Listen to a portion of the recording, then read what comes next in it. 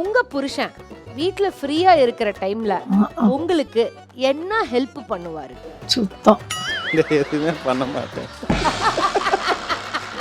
எதுவுமே பண்ண மாட்டீங்களா? ஹெல்ப் பண்ண மாட்டேன். எதுவுமே பண்ண மாட்டேன் ரைட்டான பதில்னா அவர் மேல பூ கொட்டுங்க.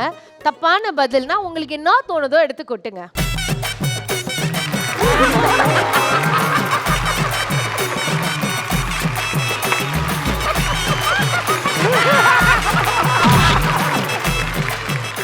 சரி, அவங்க உங்களுக்கு என்ன மாதிரி ஹெல்ப் பண்ணணும்னு நீங்க எதிர்பார்க்கறீங்கக்கா? அதை சொல்லுங்க. என்னைய தொந்தரவு பண்ணாம இருந்தா போதும்.